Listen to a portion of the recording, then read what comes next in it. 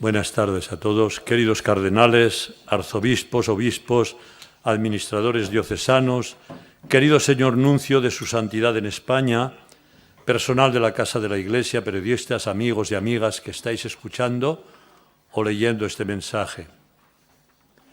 En este tiempo de pandemia están siendo cuantiosas las pérdidas de vidas humanas y por doquier se suceden los duelos y homenajes. Querríamos, en primer lugar, manifestar a los familiares de todos los difuntos durante el tiempo que llevamos de pandemia nuestro pésame y esperanza. Queremos también estar cerca de los que sufren y rezan por ellos. Asimismo, nos solidarizamos y comprometemos con los que están padeciendo las consecuencias económicas, sociales y laborales provocadas por esta pandemia. Hacemos nuestro el sufrimiento y las angustias de tantas personas, hermanos y hermanas nuestros, que se ven afectados por tanto desempleo y destrucción de los negocios y lugares de trabajo. También quisiéramos hoy recordar y honrar a aquellos hermanos nuestros en el episcopado que han ido a la casa del Padre. Monseñor Camilo Lorenzo Iglesias, obispo emérito de Astorgas, Monseñor Antonio Algora Hernando, obispo emérito de Ciudad Real, Monseñor Francisco Javier Ciuraneta y mí, obispo emérito de Lérida. Querríamos, ya lo veis en el texto, recordar a los que de una parte u otra han tenido cambios estos días, pero como luego lo hablaremos y por no alargar el discurso, lo tenéis delante, lo salto. Y paso al punto 3 en la página 8. Reunidos y unidos fraternalmente en el Señor. Nos reunimos en un momento crucial para nuestro país y sin un ápice de exageración para la civilización global. Todavía resuenan en nosotros las imágenes y palabras de su santidad el Papa Francisco durante el momento extraordinario de oración del pasado 27 de marzo de 2020 en una oscura plaza de San Pedro sacudida por una gran tormenta. Nunca había estado tan vacía la plaza y acaso nunca había estado tan llena de gente siguiendo el mensaje desde cada hogar.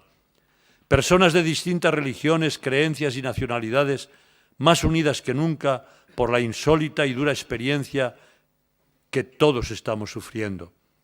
Es la experiencia de la humanidad puesta a prueba, como decía la Pontificia Academia para la Vida en su nota Pandemia y Fraternidad Universal.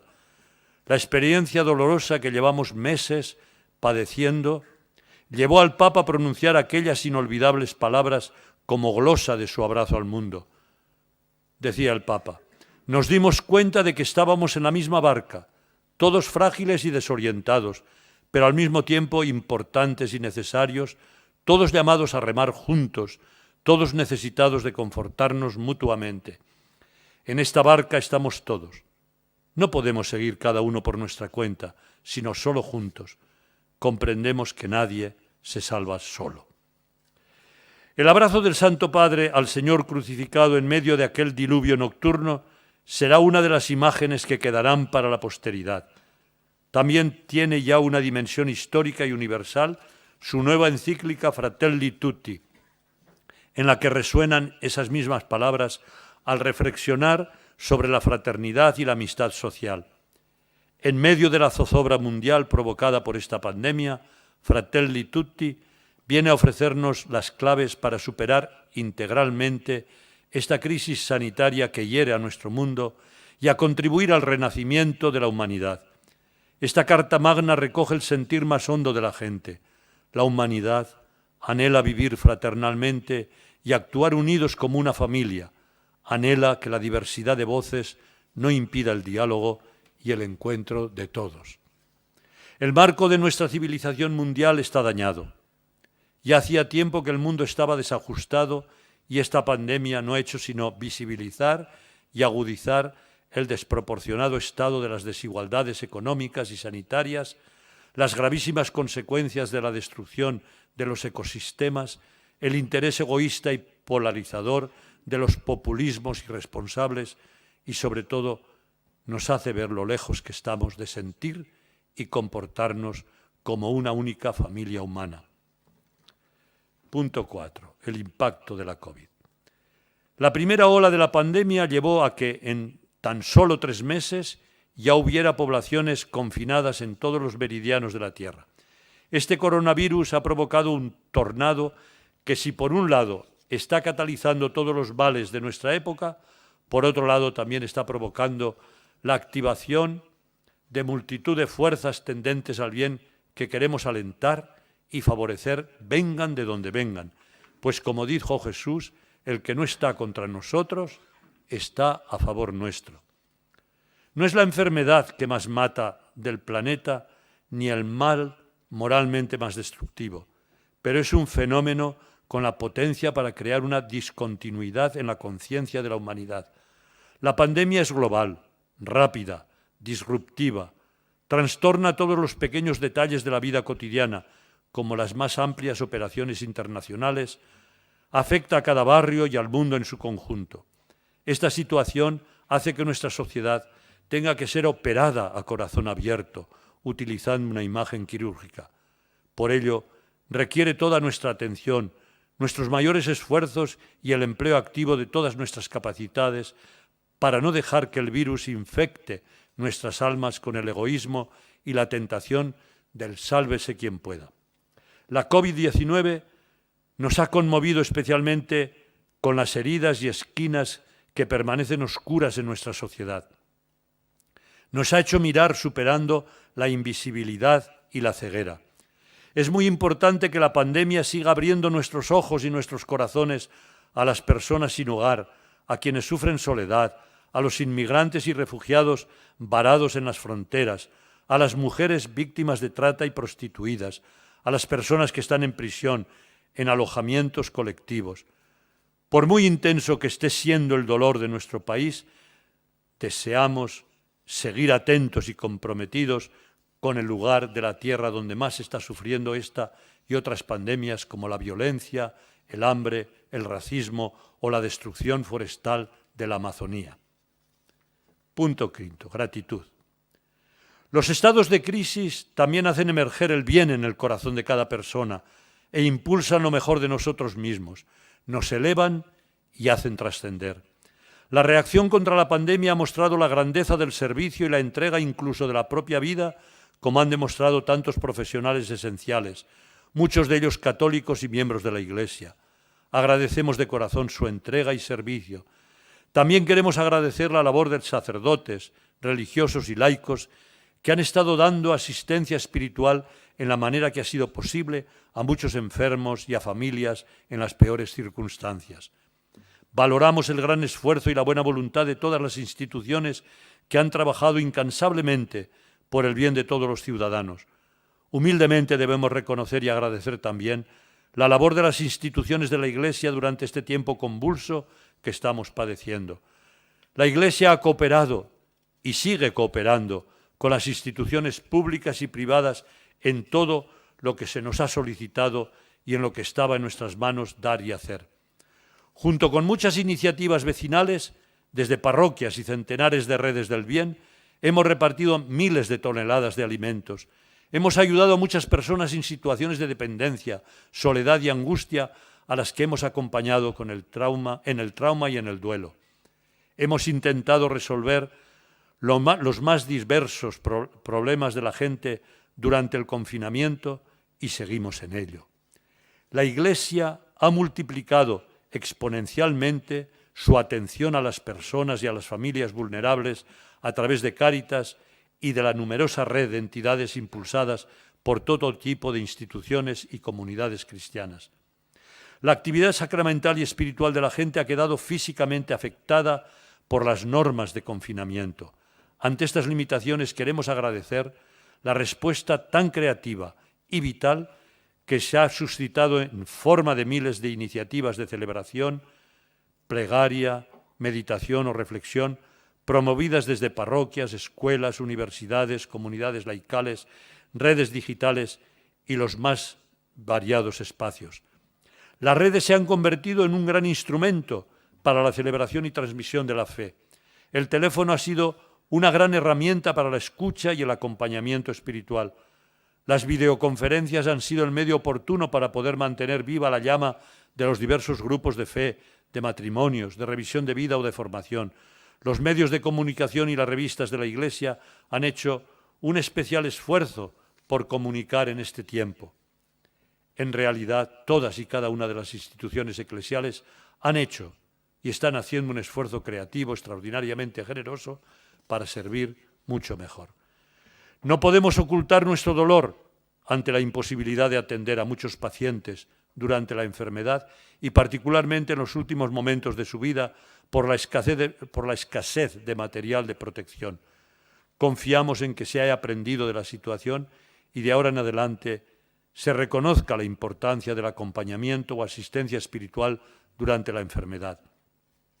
Sabemos que no se puede imponer, pero creemos que no se puede impedir. El derecho a recibir una atención espiritual es un derecho humano que no se puede vulnerar. Ante el sufrimiento que ha quedado en el corazón de aquellos que han visto cómo sus seres queridos morían solos, los pastores y todos los cristianos estamos llamados a ser buenos samaritanos que pongan en el centro de su corazón el rostro del hermano en dificultad, que sepan ver su necesidad y que le ofrezcan todo el bien necesario para levantarlo de la herida de la desolación y abrir en su corazón espacios luminosos de esperanza. Pedimos humildemente al Señor el don de acompañar los procesos de duelo y de ayudar a sanar heridas desde el conocimiento de las semillas de bien que sigue derramando en la humanidad. Y también pedimos al Señor el don de descubrir cómo nuestras vidas están tejidas y sostenidas por personas comunes que sin lugar a duda escribieron los acontecimientos decisivos de nuestra historia compartida: médicos, enfermeros y enfermeras, farmacéuticos, empleados de los supermercados, personal de limpieza, cuidadores, transportistas, hombres y mujeres que trabajan para proporcionar servicios esenciales y seguridad, voluntarios, sacerdotes, religiosas, comprendieron que nadie se salva solo, citando a Fratelli Tutti. Ellos son los santos de la puerta de al lado, a los que se refiere el Papa Francisco en Gaudete et Exsultate. A todos ellos nuestra más sincera gratitud. El heroico esfuerzo de decenas de miles de científicos para hallar la vacuna, muchos de ellos de nuestro país, es el mejor rostro de una humanidad que puede unirse mundialmente como una familia para responder juntos a los mayores desafíos. Todos ellos cuentan con nuestra solidaridad, agradecimiento y oración. Punto sexto: esperanza y autoestima. España está sufriendo la pandemia con una especial intensidad, particularmente durante el comienzo de la llamada segunda ola, y se agudizan todos los problemas. Es de tal envergadura el trauma que está impactando sobre todos nosotros y tal el espectáculo del enfrentamiento casi continuo de los líderes políticos que corremos el riesgo de dar pábulo a la desesperanza, alimentar una mirada excesivamente negativa sobre nosotros como país, hundir nuestra autoestima colectiva, dejarnos vencer por el pesimismo e incluso caer en la depresión cultural hasta el punto de creer que somos incapaces de superar esta crisis y vernos como una sociedad sin futuro. En estos momentos es importante no sembrar la desesperanza y no suscitar la desconfianza constante, aunque se disfrace detrás de la defensa de algunos valores. La Iglesia debe comprometer todas sus energías en crear esperanza. Siendo conscientes de nuestros defectos colectivos, Dios nos ha dado como pueblo sobradas capacidades para superar esta crisis. No debemos ser ingenuos ni negar las pérdidas que estamos sufriendo, pero podemos ser mucho mejores de lo que a veces creemos. Tenemos que esperar y suscitar con confianza lo mejor de nosotros mismos y de los demás. Especialmente debemos animar a los jóvenes que están sufriendo una importante quiebra de sus proyectos de futuro y no tienen todavía la perspectiva histórica de haber vivido otras duras crisis que hemos logrado superar.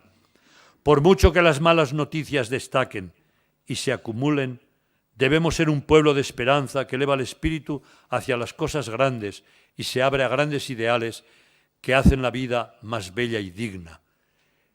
El que se ha equivocado, que pida perdón. El que ha caído en la corrupción, que devuelva lo robado.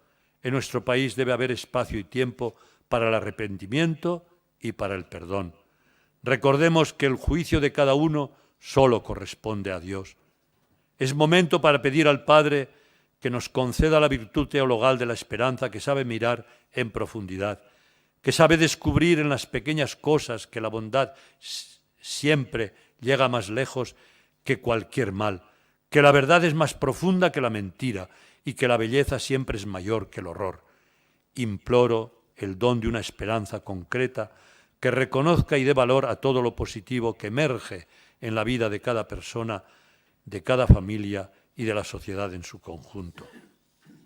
7. Tensiones. Debemos pedir y acoger la virtud de la esperanza, pues los tiempos son recios y aún es previsible que tengamos que luchar contra muchas pérdidas más. Una crisis tan dura como la que estamos sufriendo tensa todas las costuras de la sociedad. Todos los vínculos son puestos a prueba y donde no los reforzamos con solidaridad y confianza, se resienten. En las relaciones intergeneracionales, los mayores han sido los más afectados, especialmente las residencias que no pudieron contar con la necesaria atención sociosanitaria. Todos hemos tomado conciencia del peso del edadismo en nuestra sociedad y de las diversas formas de exclusión por la edad. También los jóvenes han sido estigmatizados, en ocasiones por su supuesta capacidad de contagio, cuando además están padeciendo los mayores niveles de desempleo. Los niños, por su parte, han vivido un confinamiento de muchas semanas sin poder ir a la escuela, salir a la calle o estar con sus abuelos. La situación que vivimos está sometiendo a la sociedad a un intenso estrés que agudiza las diferencias entre unos y otros. Ante el riesgo de que aflore el resentimiento y la división, debemos potenciar la comunión para vencer este desafío que no es solo sanitario, sino también económico, social, político y espiritual. Como el Papa dijo recientemente al presidente del Gobierno, es necesario construir la patria con todos, donde no nos es permitido el borrón y cuenta nueva. No es momento de divisiones, no es momento para dejar que los brotes populistas, irresponsables e ideológicos traten de colarse. Es el momento de la cohesión, de la cordialidad, de trabajar unidos, de mirar a largo plazo liberándonos del cortoplacismo de las elecciones o de la bolsa. Como dijo el Papa, las ideologías sectarizan, las ideologías deconstruyen la patria, no construyen. Es necesario aprender de la historia. Es el momento de la unidad y de la buena política, aquella que vela por el respeto a la persona humana y trabaja incansablemente por el bien común. Dada la situación de emergencia nacional y mundial, deberíamos evitar tensionar más la sociedad política con cuestiones que no sean prioritarias o que requieran de un debate sereno y profundo. Ahora deberíamos centrarnos a encontrar soluciones que ayuden a salir a flote a las familias que se están hundiendo, a los empresarios que no tienen más remedio que cerrar sus negocios. Por tanto, es conveniente evitar distracciones inútiles y polarizadoras que no conducen a la solución de la grave crisis que nos afecta. Ante esta tentación queremos hoy nuevamente recordar y agradecer el gran esfuerzo colectivo de nuestra sociedad que, movida por un espíritu de concordia y de proyecto a largo plazo para nuestro país, fue capaz de alcanzar el gran pacto nacional de la transición que cristalizó en nuestro actual sistema político definido en la Constitución de 1978 y que hemos de preservar y fortalecer. La mejora de nuestras instituciones no pasa por el borrón y cuenta nueva, ni por el romper radicalmente el consenso, sino por trabajar unidos para mejorar y potenciar el actual sistema democrático.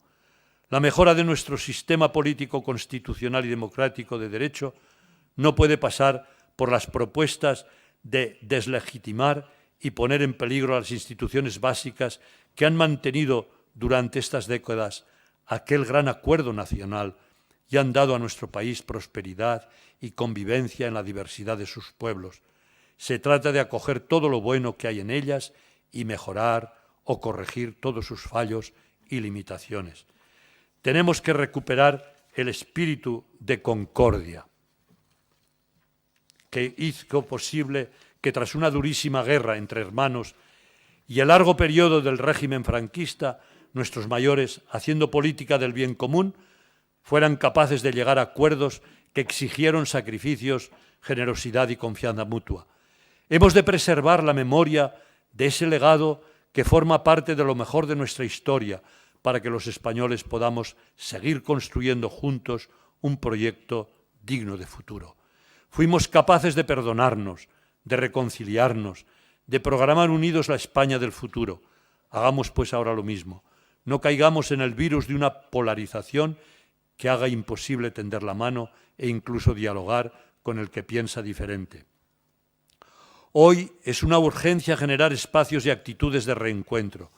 Hablar de cultura del encuentro significa que como pueblo nos apasiona intentar encontrarnos, buscar puntos de contacto, tender puentes, proyectar algo que incluya a todos, como dice el Papa en Fratelli Tutti.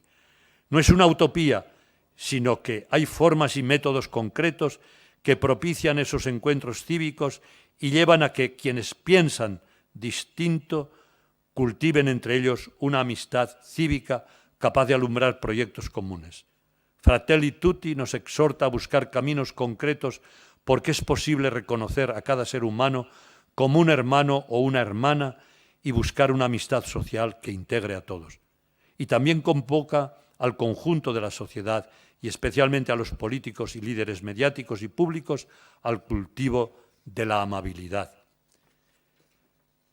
La tarea de reducir y de promover la cultura del encuentro no solo corresponde a los medios de comunicación y a las figuras públicas, sino también a cada uno de nosotros. Lo podemos hacer en nuestros contextos diarios, en las conversaciones, en las redes sociales, en la formación de los niños y jóvenes, en los mensajes que ponemos en circulación en la sociedad. No debemos dar al mal más alas, sino que debemos dar continuamente oportunidades a la concordia y a la reconciliación, tal como nos aconseja el Papa cuando afirma que cada uno de nosotros está llamado a ser un artesano de paz, uniendo y no dividiendo, extinguiendo el odio y no conservándolo, abriendo las sendas del diálogo y no levantando nuevos muros. Punto 8. Por una economía más humana. Sabemos que el mayor daño que está sufriendo la economía española en comparación con otras se debe también a la existencia de carencias previas que padecíamos y que han acentuado gravemente el efecto del parón de la actividad. Nuestro mercado laboral arrastra una excesiva precariedad, por lo que urge promover la diversificación de nuestra estructura productiva, la inversión en investigación y desarrollo, la colaboración entre los agentes sociales, el desarrollo de la formación profesional, la promoción de la acción creativa de los emprendedores y la cooperación entre todos los sectores, por citar algunos temas capitales. En su conjunto, necesitamos, por un lado, promover un mercado laboral digno que permita conciliar la vida familiar con la vida laboral, ya que toda medida tendente a proteger la estabilidad de la vida familiar acaba beneficiando económica y socialmente a todos. Y por otro lado, debemos apostar por una economía que, mirando a largo plazo, tenga el horizonte puesto en la prosperidad inclusiva y sostenible, donde se pueda dar el desarrollo humano integral.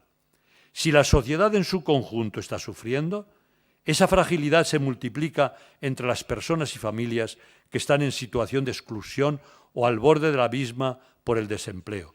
De hecho, nuestros centros sociales atestiguan que cientos de miles de personas que nunca habían tenido que acudir a pedir ayuda social se ven obligadas a hacerlo por primera vez. En la superación de esta crisis y la reconstrucción posterior, debemos priorizar preferentemente a los socialmente más vulnerables y entre ellos a los que más sufren la pobreza. Ante la peor recesión económica desde la Segunda Guerra Mundial, la reacción de la Iglesia ha sido y es salir al rescate con todos los medios a su alcance, redoblando todos sus esfuerzos y empleando todos los recursos disponibles. Paralelamente, el cierre de los templos y la reconstrucción de aforo han provocado que las colectas hayan menguado. A no pocas parroquias ya les está costando llegar a fin de mes y en las diócesis están saliendo al paso con planes de emergencia para garantizar que puedan seguir con su labor pastoral y asistencial. Por todo ello, urge replantearse cómo implicar a los católicos y a la ciudadanía en general en esta misión en un momento en que los cepillos están quedando vacíos. La caridad eclesial no puede ni debe detenerse. La creatividad y el uso de nuevas tecnologías pueden impulsar nuevas formas de respaldo. Es el momento de estimular el compromiso de todos a través de cuotas periódicas que permitan abordar proyectos a medio y largo plazo. Es un momento en el que tenemos que estar presentes más que nunca al lado de los más necesitados. Todo ello en la línea de lo afirmado en la Instrucción Pastoral Iglesia Servidora de los Pobres, aprobada en la 105 Asamblea Plenaria de la Conferencia Episcopal Española. Punto 9. Mejorar la cultura política y pública. Queremos iniciar este apartado con unas palabras del Santo Padre, que creemos que recogen muy bien el momento social y político que estamos viviendo. Dice el Papa: hoy en muchos países se utiliza el mecanismo político de exasperar, exacerbar y polarizar. Por diversos caminos se niega a otros el derecho a existir y a opinar, y para ello se acude a la estrategia de ridiculizarlos, sospechar de ellos, cercarlos. No se recoge su parte de verdad, sus valores, y de este modo la sociedad se empobrece y se reduce a la prepotencia del más fuerte. La política ya no es así una discusión sana sobre proyectos a largo plazo para el desarrollo de todos y el bien común, sino solo recetas inmediatistas de marketing que encuentran en la destrucción del otro el recurso más eficaz. En este juego mezquino de las descalificaciones, el debate es manipulado hacia el estado permanente de cuestionamiento y de confrontación. Hasta aquí la cita del Papa. Por un lado, son muchas las personas que manifiestan su descontento con una forma de hacer política y con la manera que se está llevando a cabo la gestión de la cosa pública. Algunos de ellos se desesperan al considerar que no está a su alcance hacer algo para remediar la situación. Por otro lado, los políticos y gestores públicos se ven sobrepasados por la situación y algunos de ellos se angustian al no verse capaces de atender tantas demandas de la ciudadanía. Ellos y nosotros, Administración Pública y sociedad civil, hemos de resolver conjuntamente la dramática situación ante la que nos encontramos. Políticos y gestores públicos necesitan nuestra colaboración para la consecución del bien común. Es por ello que hacemos una llamada a potenciar nuestra sociedad civil, que lamentablemente sigue siendo muy pobre. Tradicionalmente era muy escasa la trama de organizaciones y compromisos cívicos, y durante la crisis económica que se inició en 2008 se redujo a 1/3. La Fundación Foessa, por ejemplo, ha detectado una mengua muy significativa en el asociacionismo de los ciudadanos españoles. De un 39% en 2007 pasamos a un 29% en 2013, bajando hasta el 19% actual. Desarrollar la sociedad civil, cuyas primeras bases son las familias y vecindarios, es una urgencia en España si queremos reconstruir el país entre todos, conjuntamente con las administraciones públicas.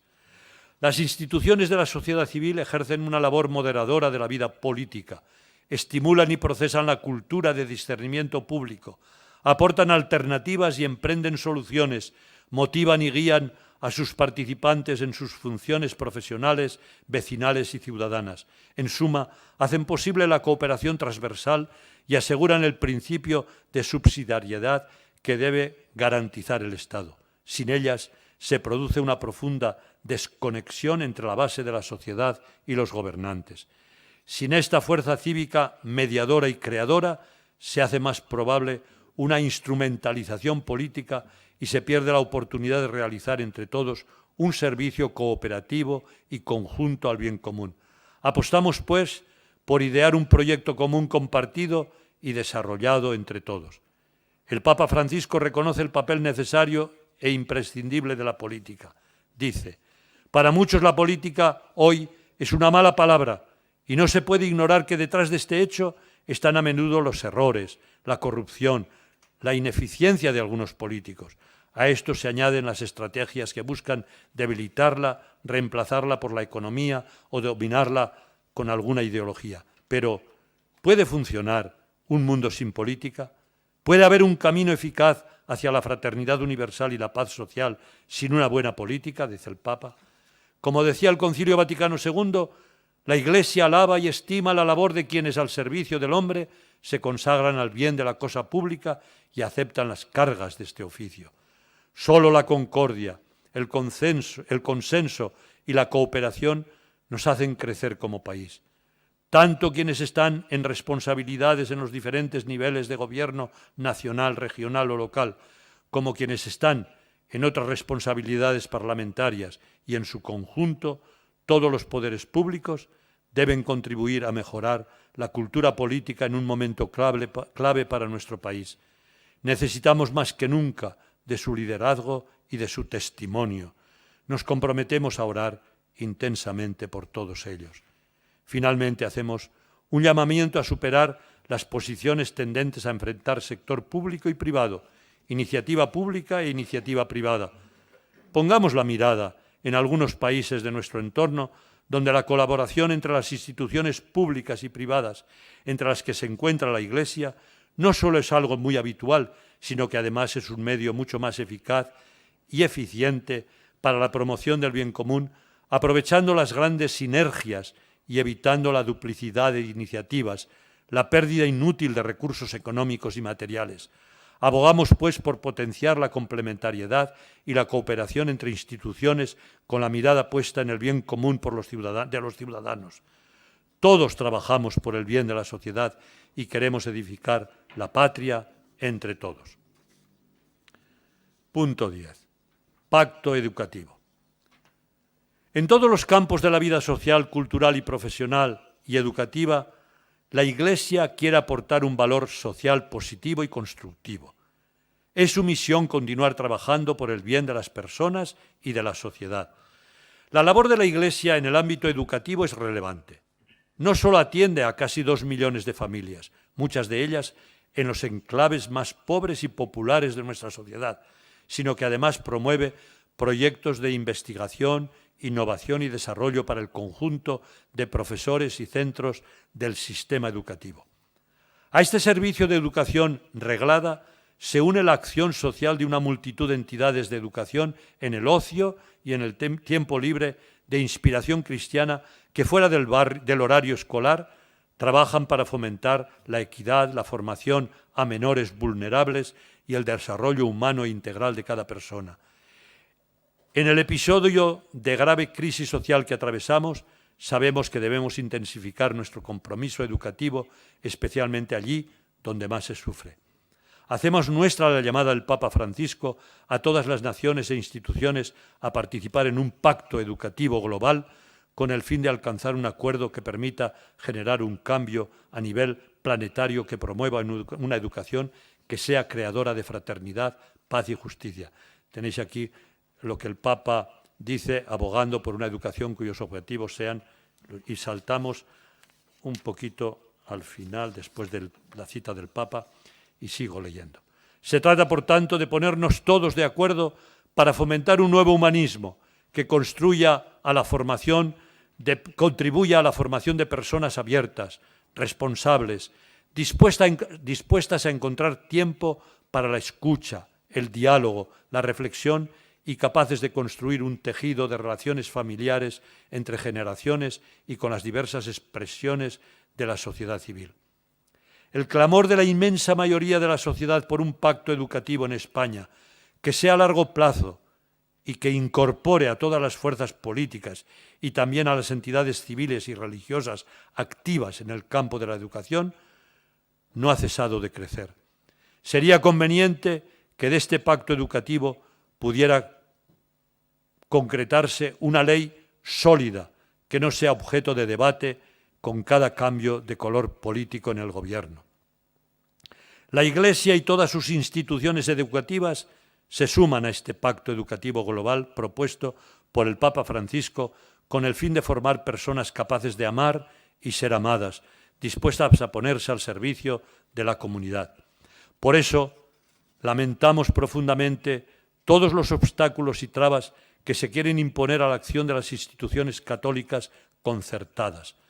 Nuevamente insistimos que no es el momento de poner trabas, de enfrentar instituciones públicas y privadas, sino de trabajar conjuntamente, de cooperar, de formar eficaz y eficazmente para ofrecer una educación adecuada a todos los niños, adolescentes y jóvenes de nuestro país, respetando en todo momento el derecho constitucional de los padres y madres a escoger libremente el centro y el modelo educativo para sus hijos en consonancia a su conciencia, identidad y tradiciones, y asegurando siempre el derecho constitucional a la libre iniciativa privada. Consideramos que siempre y cuando se actualicen correctamente y se garanticen las necesidades económicas para una buena prestación del servicio educativo, la fórmula de la concertación pública como mecanismo de financiación de la educación general sigue siendo plenamente válida y útil para que se dé la participación plural, la diversidad que enriquece a la sociedad y la implicación de la ciudadanía en la construcción del bien común. También creemos que se puede valorar otras medidas interesantes adoptadas en países de nuestro entorno europeo, como es el caso del bono escolar, con el fin de garantizar los derechos constitucionalmente reconocidos a los padres y a la libre iniciativa privada. Por último, en la senda del Pacto Educativo Global promovido por el Papa Francisco, nuestro empeño se concentra en poner a la persona en el centro, garantizando una educación integral de la misma en todas sus dimensiones, humana, relacional, psicológica, intelectual y espiritual. Por ello, juzgamos que no se debe quitar de la escuela la formación moral en valores y la clase de religión. Defendemos, pues, la presencia de la asignatura de religión. De hecho, en una sociedad tecnocrática en la que un pequeño virus nos ha desbordado, se hace más que nunca necesaria la enseñanza y el cultivo de la filosofía, de la teología y de la espiritualidad. Punto 11. Defensa de una vida digna y justa. La crisis que estamos viviendo lo tensiona todo, porque su calado afecta a la supervivencia de decenas de miles de personas en nuestro país. Millones de personas, si tenemos en cuenta el mundo entero. Esta experiencia negativa nos ha puesto colorados ante la arrogancia del progreso insostenible, la soberbia del individualismo consumista y la superficialidad cultural. El primer golpe de la pandemia ya nos hizo conscientes de que habíamos desatendido el cuidado de la vida, particularmente la de nuestros hermanos más vulnerables. La sociedad ha vivido con mucho dolor y angustia las decisiones en materia de cribado de los enfermos de coronavirus en razón de su edad, grado de discapacidad o dependencia. Es imprescindible tomar las medidas necesarias para que esta situación no se vuelva a repetir. Han sido también muy dolorosas las consecuencias de la pandemia en las residencias de ancianos y discapacitados. Deberíamos hacer todo lo posible para que esta situación no se vuelva a dar. Los mayores y discapacitados que han resistido a la primera ola de pandemia están angustiados no solo por la enfermedad, sino también por las consecuencias que ésta puede tener en sus vidas, particularmente en lo relativo a la soledad y al aislamiento. Hacemos un llamamiento a nuestras autoridades a tener muy presente las necesidades humanas, relacionales y espirituales de nuestros mayores en el caso de futuros confinamientos.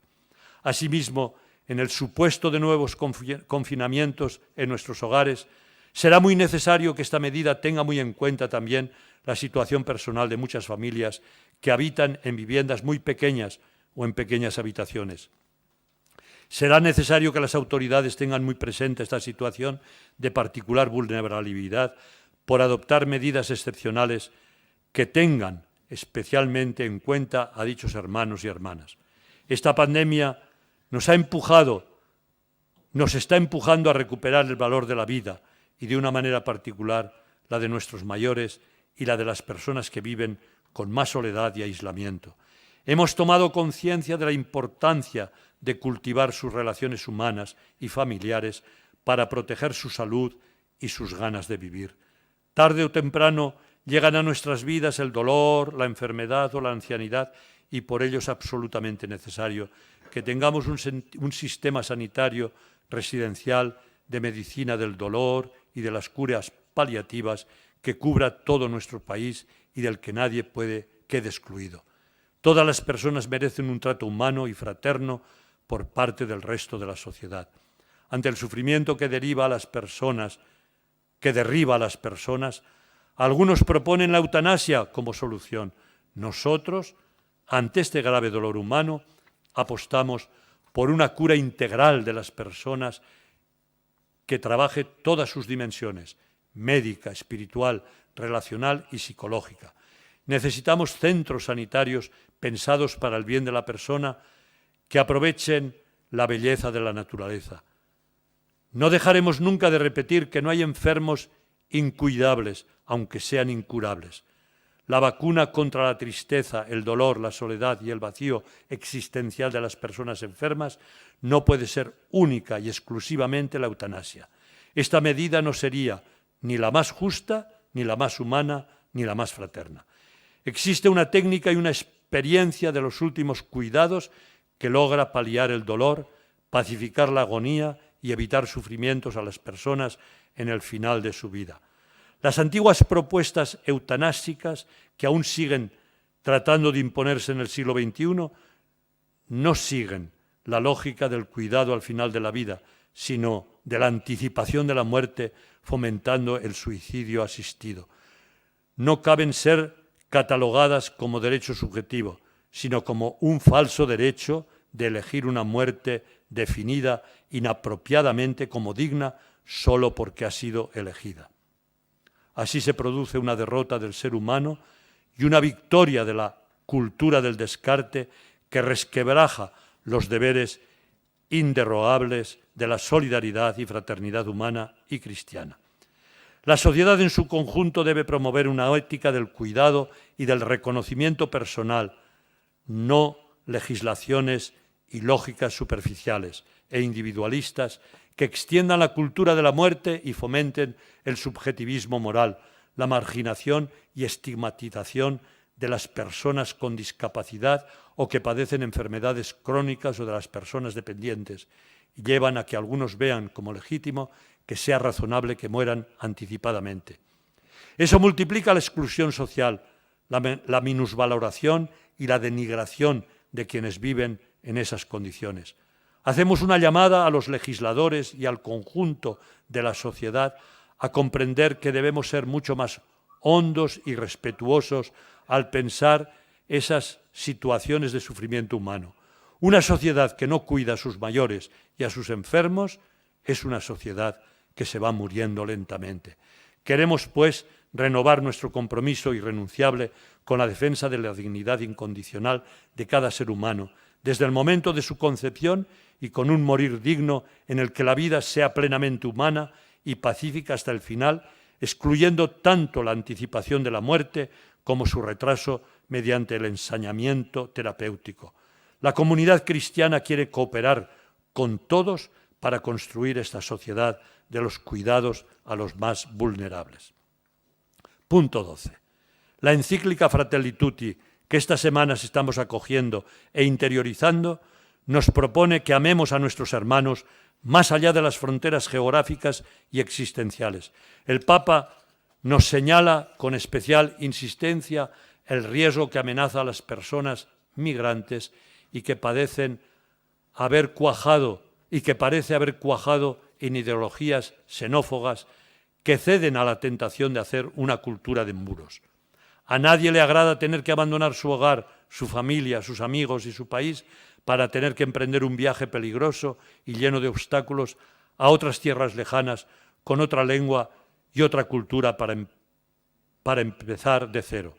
Es por ello que hacemos nuestro el diagnóstico y las propuestas del Papa Francisco para abordar el grave reto de las migraciones y de los migrantes. Es verdad que lo ideal sería evitar las migraciones innecesarias y para ello el camino es crear en los países de origen la posibilidad efectiva de vivir y de crecer con dignidad, de manera que no se puedan encontrar allí mismo las condiciones para el propio desarrollo integral.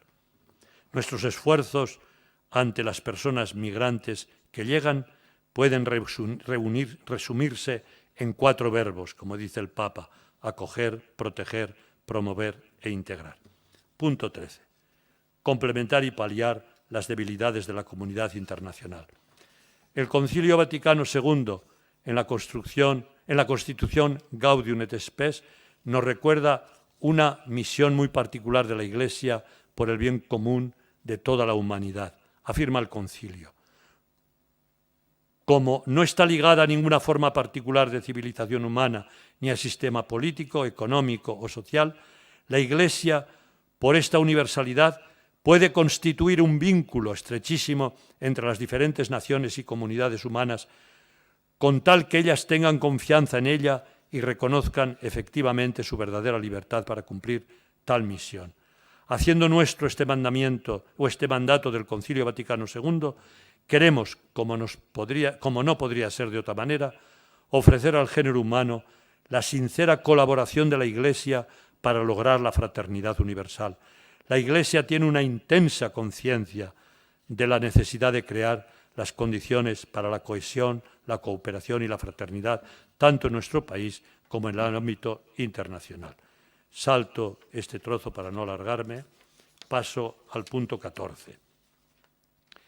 Y de este punto 14 podéis saltar también, que es el redescubrir lo esencial, a la página 36 hacia el final, que dice: con toda la humanidad, también la Iglesia está inmersa en un proceso de examen ante esta pandemia y sus males. Necesitamos mejorar nuestra actitud de servicio, intensificar nuestro compromiso de salida a las periferias sociales y existenciales y anunciar el mayor tesoro que hemos recibido, la alegría del Evangelio. A ello queremos dedicar nuestras energías y suplicamos la asistencia de la gracia que active lo mejor de nosotros mismos en favor del bien de todos. El Congreso de Laicos que celebramos pocos días antes de la pandemia nos marca el camino para que la Iglesia en España siga anunciando el mensaje de esperanza y de amor que Cristo trajo al mundo. Concluyo. Cuando Nicodemo acude de noche a Jesús con el ánimo bajo y escéptico, Jesús le interpela a nacer de nuevo para acceder a una vida plena y con sentido, al reino de Dios. Nicodemo se sonríe preguntando cómo es posible, y Jesús le señala que esta nueva existencia pasa por acoger y dejarse hacer por el Espíritu de Dios. Hoy nos encontramos en una grave situación de la que saldremos si aprendemos a acoger al Espíritu de Dios, si nos disponemos a acoger y seguir sus inspiraciones, si seguimos sus consejos, renacemos juntos y pondremos cada uno lo mejor de nosotros mismos para el bien de toda la humanidad. En el nombre del Señor, la Iglesia que peregrina en las diócesis de España recuerda que es necesario nacer de un nuevo espíritu, del espíritu del cual manan la fraternidad y el amor, del Espíritu de Dios. Precisamente la encíclica que acabamos de recibir del Papa Francisco y que nos ha acompañado a lo largo de este discurso nos invita a ello cuando dice: anhelo que en esta época que nos toca vivir, reconociendo la dignidad de cada persona humana, podamos hacer renacer entre todos un deseo mundial de hermandad. En este anhelo queremos comprometernos en renacer entre todos para entre todos y con Dios recuperar las inclemencias de la dura prueba por la que estamos pasando. Muchas gracias y que Dios nos bendiga a todos.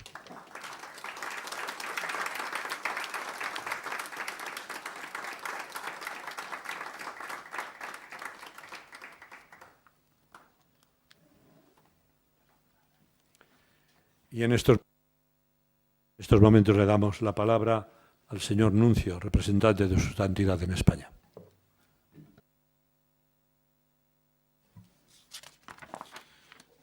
Eminentísimo señor cardenal presidente, eminentísimos señores cardenales, excelentísimos señores arzobispos y obispos, hermanos y hermanas.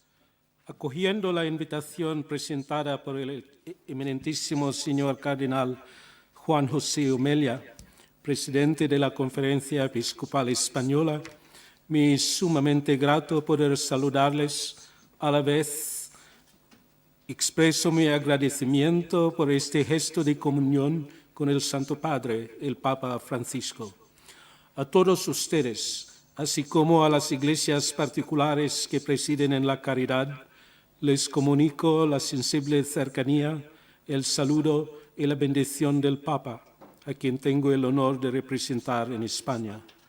Muy particularmente a los enfermos en esta pandemia, así como el sentido pésame y la seguridad de las oraciones de sufragio de su santidad a todas las familias que han sufrido la pérdida de seres queridos.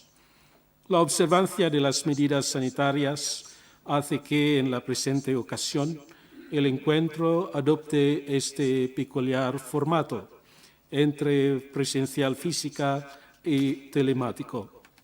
En este marco, los pastores podemos apreciar el talante modélico del Santo Padre, cuya actividad no ha parado, despierto con atención a las necesidades de la Iglesia y de las sociedades. En este duro contexto de la COVID-19, el Papa, con su afabilidad de todos conocida, decía así en una entrevista que concedió en la primera ola de la pandemia: la gran preocupación mía, al menos la que siento en la oración, es cómo acompañar al pueblo de Dios y estar más cercano a Él. Sé muy bien que esta viva preocupación del Papa también está en ustedes. Lo muestran los diferentes trabajos que al frente de las diócesis cada uno impulsa preguntándose no solo por el grave problema que atienden las autoridades sanitarias, sino alargando la mirada al escenario que la pastoral ha de atender después en todos sus aspectos, considerando la incidencia de la crisis en los ámbitos personal, familiar, social y económico. La presente asamblea será ocasión en la que, inmersos en esta situación, reflexionen en común sobre esta incidencia que ha traído el llorado deceso de muchas personas y tiene consecuencias en la vida de la Iglesia, muy en particular al interferir en la vital práctica sacramental y, por supuesto, en la vida social, en la cual se proyecta el luto, queda afectada la vida laboral y vemos surgir la dificultad económica. Considero un deber de mi parte, como legario pontificio, manifestar a todos ustedes, al frente de las diversas iglesias particulares, un vivo reconocimiento a los sacerdotes y consagrados de diversos institutos que, ocupados en su misión, con el propósito de recordar a todos el amor siempre fiel del Señor en toda circunstancia y la cercanía de la Iglesia, han realizado creativamente formas y maneras de ligar a los fieles. Debida mención merece el voluntariado seglar, organizado para ayudar en institutos religiosos y otras asociaciones de caridad. Al mismo tiempo, les expreso con cercanía los sentimientos de condolencia por los sacerdotes que en su atención sacramental y de apoyo, sufriendo el contagio, no han superado la enfermedad y han fallecido. Por todos ellos ofrecemos oraciones con la confianza en la bondad del Señor Buen Pastor, que da la vida por sus ovejas. En este momento también tengo en cuenta a los miembros de esta conferencia episcopal, entre los que no solo ha existido el contagio felizmente superado, sino también el deceso.